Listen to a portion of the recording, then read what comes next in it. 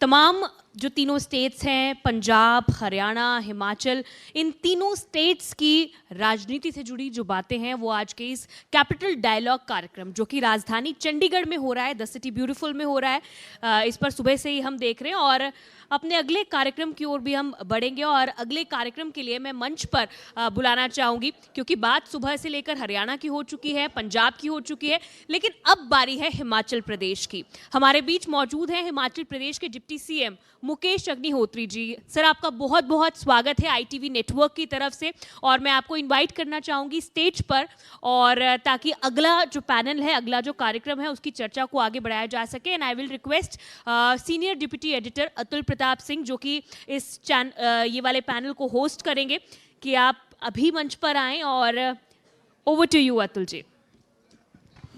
शुक्रिया साक्षी। तो जैसा साक्षी ने बताया कि हमारे साथ डिप्टी सीएम हिमाचल अग्निहोत्री साहब मौजूद हैं। मुकेश जी, बहुत बहुत स्वागत है आपका हमारे इस मंच पर। माइक ले लें सर। क्या कहेंगे? जो आप चाहेंगे कहेंगे। ठीक है मुकेश जी, सरकार में आप एक महत्वपूर्ण पद पर हैं। मेरा पहला सवाल ही होगा, क्योंकि कुछ चीजें ऐसी होती हैं जो कि सरकार के वश में भी नहीं होती हैं, वो होता है दैवीय आपदा। और पिछले दिनों जो दैवीय आपदा हमने हिमाचल में देखी वो पीड़ादायक थी। आप लोग प्रयास कर रहे थे, लेकिन फिर भी बहुत कुछ नहीं संभल पा रहा था।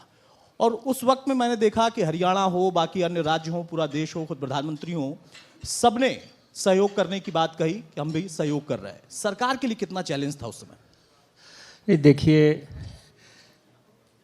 कुछ लोगों ने सहयोग किया और कुछ लोगों ने सहानुभूति की। जी, हम सहयोग की बात कर रहे थे और ज़्यादातर ऐसे लोग थे जो हमारे साथ सहानुभूति कर रहे थे।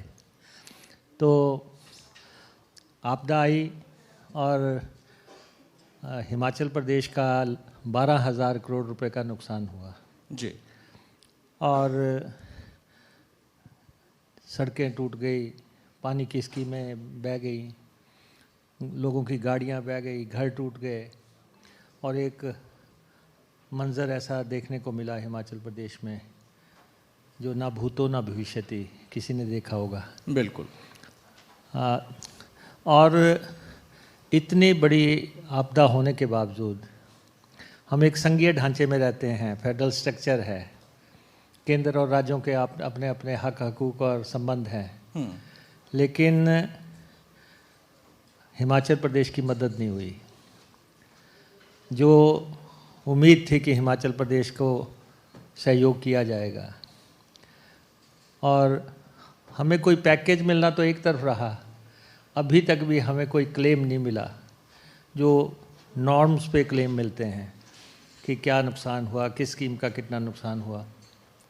जब हमें क्लेम तक नहीं मिला, हमने अपने रिसोर्सेज जुटाए, अपनी संसाधनों से अपने लोगों की मदद की, हमने अपने पास से पैकेज अनाउंस किया 4500 करोड़ रुपए का, और हिमाचल प्रदेश के लोगों की मदद का जो भी हो सकता था वो हमने किया। ऐसा है कि 1 साल पहले हम पावर में आए थे, सत्ता में आए, और 11 तारीख को प्रदेश सरकार का 1 साल होने लगा है। जब हम सत्ता में आए तो भारतीय जनता पार्टी को पछाड़ के हमने यहाँ पे सत्ता हासिल की। जी। उस पार्टी को कि जो ये लोग कहते थे कि हम तो रिवाज बदलेंगे, हम ही 15 साल काबिज रहेंगे, हमें तो कुर्सी से कोई हटा नहीं सकता, और लेकिन हमने सत्ता बदली। हमने देखा कि आजकल कुछ लोग बहुत नाच रहे हैं, 3 राज्यों के इलेक्शन हुए हैं, तो सोच रहे हैं कि जैसे वो खुद ही सत्ता में आ गए हैं।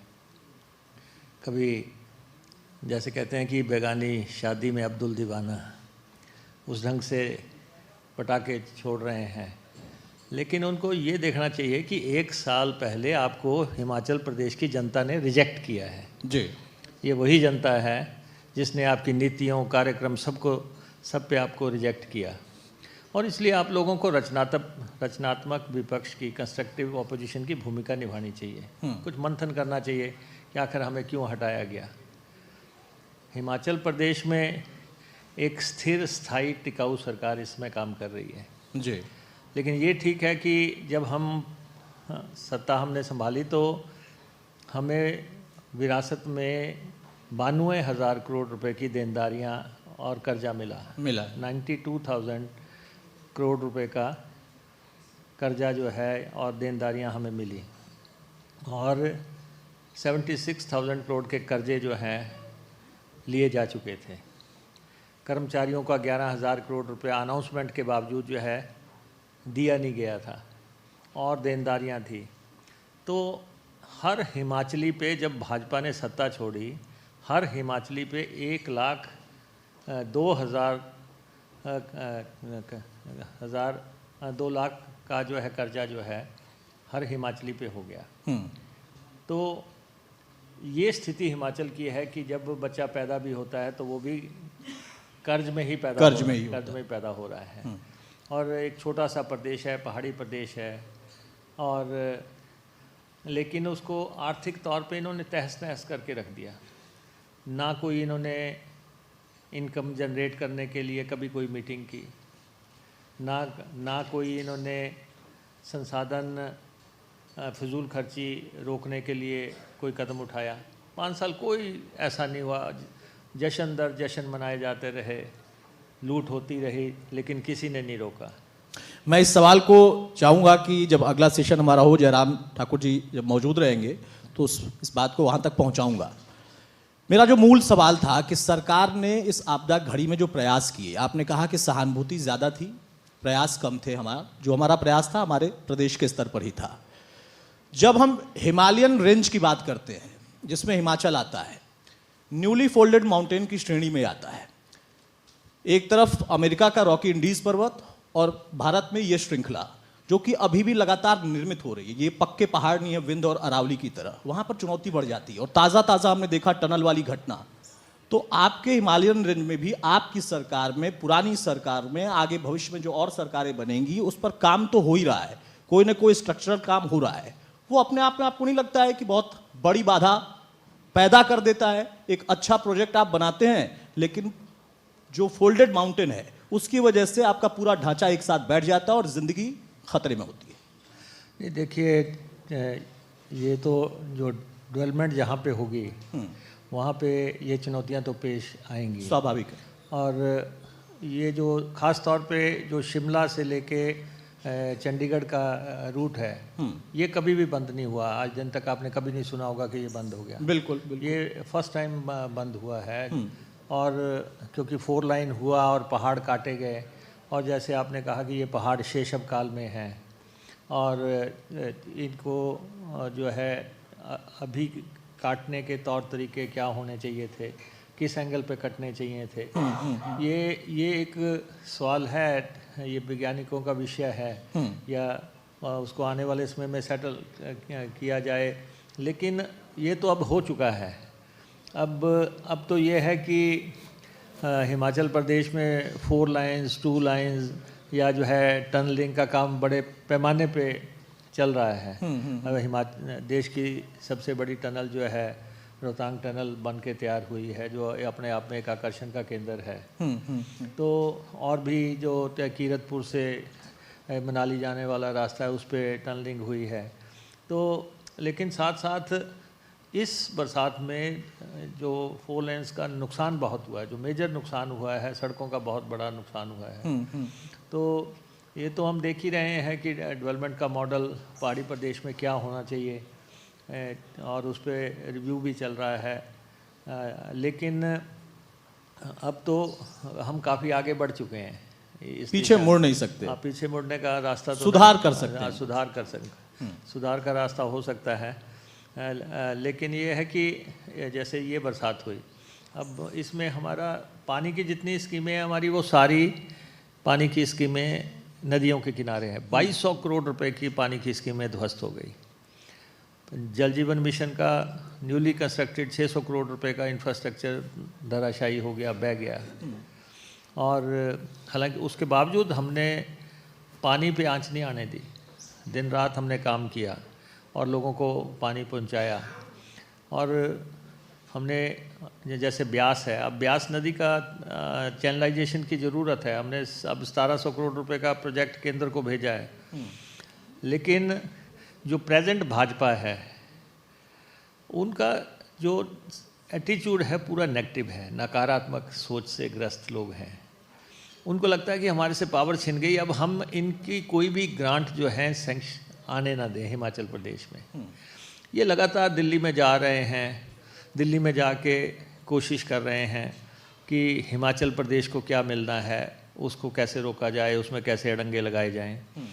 हिमाचल प्रदेश के जो कर्ज की सीमा है वो इन्होंने कम करवा दी। जो अब तक इनके समय में मिलता था वो कर्ज की सीमा वो कम करवा दी। हिमाचल प्रदेश में जो फॉरेन फंडिंग के प्रोजेक्ट्स थे उस पे इन्होंने कैप लगवा दी कि इससे ज़्यादा आप ले नहीं सकेंगे। फिर जो हमारा जीएसटी का कंपनसेशन है वो बंद हो गया। रेवेन्यू डेफिसिट ग्रांट जो है वो कम कर दी गई। और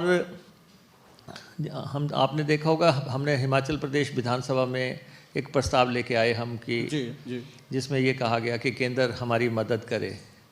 उस पे भी प्रेजेंट जो विपक्ष है उन्होंने अपने मुंह पे ताले लगा दिए और लगातार कोशिश कर रहे हैं कि हम जो हैं।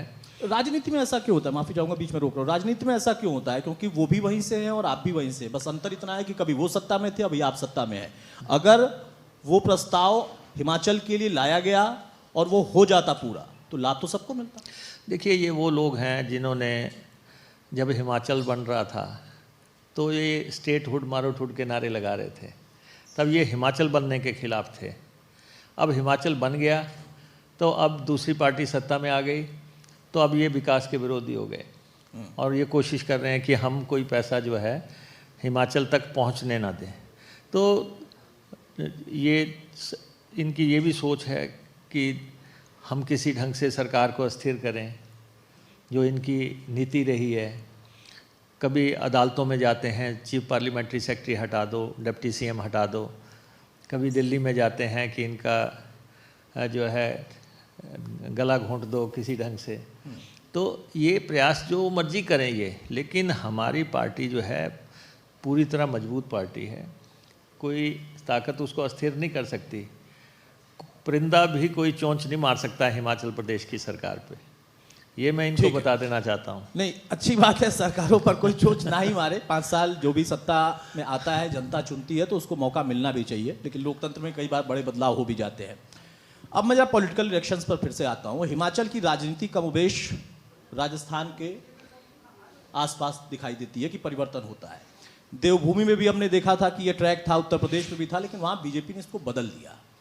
आप कह रहे हैं कि ये लोग पटाखे फोड़ रहे हैं 3 राज्यों के नतीजों पर, वो कह रहे हैं कि हम और पटाखे फोड़ेंगे 24 में पूरे देश में। ऐसा है कि आप अपने घर में पहले झांक के देखो कि आपके घर में क्या हुआ है, पड़ोस में क्या हुआ है। उस पर खुशी मनाने की बजाय कि पड़ोस में बच्चा हो गया है, उसको उस पर खुशी मनाने की बजाय ये देखो कि हमारे घर में क्या हुआ था। तो आपको तो अभी हाल ही में तो रिजेक्ट किया है और आपने उससे कोई सबक भी नहीं सीखा है, आपने उससे मंथन भी नहीं किया है। आप लगातार, और आप जिस ढंग जो हिमाचल प्रदेश का हालात बना के गए हैं वो सबके सामने है जी। आपने बिल्कुल खाली खजाना जो है प्रदेश का छोड़ा है। आपको अंदाज़ा नहीं होगा, आखिरी साल में भारतीय जनता पार्टी की सरकार ने सरकार बनाने के लिए 16,000 करोड़ रुपए का बजट का प्रावधान किया। 16,000 करोड़ सरकारी खजाने से जी कि हम खर्चेंगे ये पैसा और हम सरकार बनाएंगे। ये तो दुनिया है, जब बदलने पे आती है तो बदल के छोड़ती है। चाहे आप पूरे सरकारी खजाने का मुंह खोल दो, सारी अशरफियाँ लुटा दो, लेकिन जब जनता ने बदलना है तो बदल के छोड़ती है। तो जब आप सबसे पहले तो संतुष्टि होनी चाहिए कि हाँ, हमें हटा दिया गया है, अब हम विपक्ष में हैं। जब तक आपकी मानसिकता नहीं बनेगी, मन तो मानना पड़ेगा ना कि हम सत्ता से बाहर हो गए हैं और अब सरकार हमारे अधीन नहीं है। तो इसलिए ये लगातार प्रयास चाहे करते रहें। जनता का आशीर्वाद स्वीकार करना चाहिए, चाहे कोई भी दल हो। बिल्कुल। अब अभी आप बात कर रहे हैं कि 3 राज्यों में चुनाव हुआ, ठीक है, जो पब्लिक ने मैंडेट दिया है उसको सिर झुका के स्वीकार करना है और आगे क्या करना है उसको देखेंगे। एक आखिरी सवाल, चूंकि आप वरिष्ठ नेता भी हैं, कांग्रेस की स्थिति को कैसे देखते हैं आप? क्योंकि आप लोगों के प्रयास में कोई कमी नहीं है, लेकिन प्रदर्शन निराशाजनक रहता है परिणामों में। तो केंद्र स्तर पर उसमें आपको खुद लगता है कि हाँ और भी काम करने की जरूरत है, मजबूती के साथ काम करने की जरूरत है? ये पार्टियों की अपनी नीतियां हैं, अपने कार्यक्रम हैं। हम हिमाचल प्रदेश में हमने बड़े बड़े फैसले लिए हैं। हमने जैसे ओल्ड पेंशन स्कीम का फैसला था, बहुत बड़ा। हिमाचल कर्मचारी 1,36,000 कर्मचारी हमारे हैं और इससे इतने ही पेंशनर हैं। हमने उस फैसले को इम्प्लीमेंट किया। भाजपा ने कहा था कि पेंशन नहीं दी जा सकती, ये भी कहा कि प्रधानमंत्री नहीं मानते, और जब वो पेंशन मांगने आते थे कर्मचारी तो इन्होंने उनके खिलाफ मुकदमे दर्ज किए। लेकिन हमने पेंशन दी, हमने लोगों को सहारा दे दिया। जब तक वो इस दुनिया में हैं उनको प्रदेश सरकार के खजाने से जो है पैसा मिलेगा। तो प्रदेश के कर्मचारियों के लिए एक बहुत बड़ी जो गारंटी है, हमने उसको इम्प्लीमेंट किया। हाँ, दूसरा बड़ा मामला है जो महिलाओं को 1500 रुपये देने का मसला है। वो हमने ऐलान किया है कि हम महिलाओं को 1500 रुपये देंगे, और दादर हमारा स्टेट पहला स्टेट है जिसमें हमने अनाउंस किया था। लाडली बहना वगैरह तो बाद में आई, हमने ये घोषणा की थी। अगर ये त्रासदी बीच में ना आती, 4500 करोड़ रुपए हमें देना पड़ा, तो हमारा ये घोषणा भी इम्प्लीमेंट हो जाती। लेकिन ये हमारा राजधर्म है उन गारंटियों को पूरा करना जो हमने कही हैं, और हम पूरा करेंगे, इसमें कोई दो राय नहीं है। ये कहना कि जी झूठी गारंटियाँ दे दी, अरे भाई कहते हैं ना, इब्तदा इश्क है रोता है क्या, आगे आगे देख होता है क्या। अभी बहुत समय पड़ा हुआ है। चलिए, बहुत शुक्रिया हमारे साथ इस मंच पे शामिल होने के लिए, अपना कीमती वक्त हमें देने के लिए। मुकेश जी, शुभकामना आपको, आपकी सरकार को। लेकिन मैं फिर से कहूंगा, मैं बार बार सभी पार्टियों से, उनके नेताओं से कहता हूं कि जो जनता तय करती है उसे स्वीकारना चाहिए, और मुझे अच्छा लगा कि आप उस बात को खुद कह रहे हैं। बहुत शुक्रिया सर। धन्यवाद।